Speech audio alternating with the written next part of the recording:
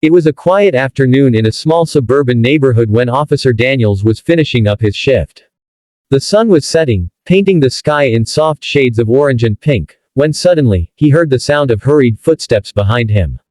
He turned around and saw a little girl, no older than 7, sprinting toward him with tears streaming down her cheeks. Her tiny hands clutched the straps of her faded pink backpack, and her voice cracked as she cried out, "Please, please follow me home." The officer's heart sank immediately. Something about her tone, desperate, shaky, and full of fear, made his instincts kick in.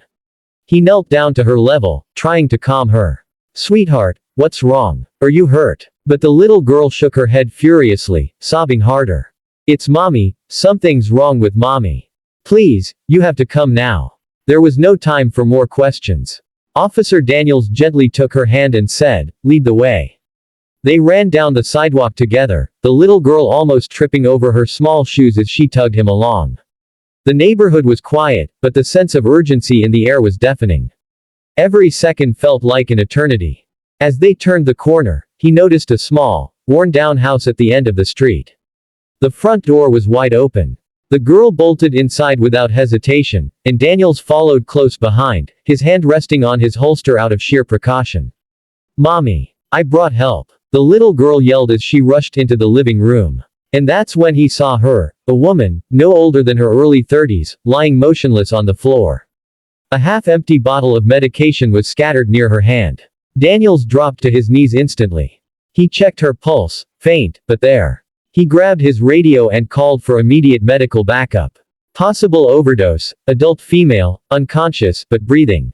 We need EMS now." The little girl stood by the wall, trembling, her eyes wide with fear. "Is she gonna die?" she whispered. Daniels looked at her, and in that moment, he saw how small and helpless she was. He forced a calm smile.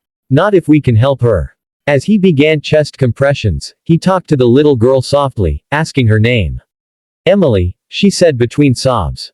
"I didn't know what to do, she wouldn't wake up, and I got scared." Her voice broke, and tears streamed down her face. Daniel's heart ached. This little girl had just faced the unthinkable, and yet she was strong enough to run out and find help. The paramedics arrived within minutes, rushing inside with their gear. Daniels stayed with Emily, holding her close as strangers worked to save her mother. He could feel her tiny body trembling against his uniform, and he whispered, "You did the right thing, Emily. You saved your mom today." She looked up at him with those big, tear-filled eyes and asked, "Really?" He nodded. "Really. If you hadn't run to me, we wouldn't have made it in time." After what felt like forever, the paramedics stabilized her mom and carried her out on a stretcher. She was alive, but weak. As they loaded her into the ambulance, one of the medics looked at Daniels and said, "Another few minutes and she wouldn't have made it." Daniels closed his eyes for a second, letting that sink in. This little girl, just 7 years old, had given her mom another chance at life. Before the ambulance drove away, her mom managed to open her eyes for a brief moment. Her voice was hoarse, barely a whisper, but she managed to say, thank you for taking care of my baby." Daniels just nodded, holding Emily's hand tightly. The little girl wouldn't let go of him. Later that evening, Daniels sat with Emily in the station until child services arrived. He got her a cup of hot cocoa and a warm blanket. She sat there quietly, staring at the steam rising from her cup. "Will mommy be okay?" she asked. Daniels smiled gently. "She's getting the help she needs now. And it's because of you, Emily. You were so brave." She looked down for a moment, then whispered, "I just didn't want to lose her." Those words hit him like a ton of bricks.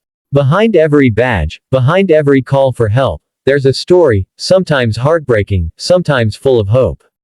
And in this case, it was the story of a little girl who refused to give up on her mom. A few weeks later, Daniels received a letter at the station. It was from Emily's mom. She wrote about how that date changed her life, how she was now in treatment and working hard to get better, for Emily. At the bottom of the letter, in colorful crayon, there was a little note from Emily that said, "Thank you for saving my mommy, and for being my hero." Officer Daniels kept that note in his locker, as a reminder that sometimes, the smallest voices can make the loudest difference. And that day, a little girl's courage turned what could have been a tragedy into a story of hope. Because in the end, heroes don't always wear capes. Sometimes, they wear tiny shoes, carry pink backpacks, and find the strength to run when it matters most.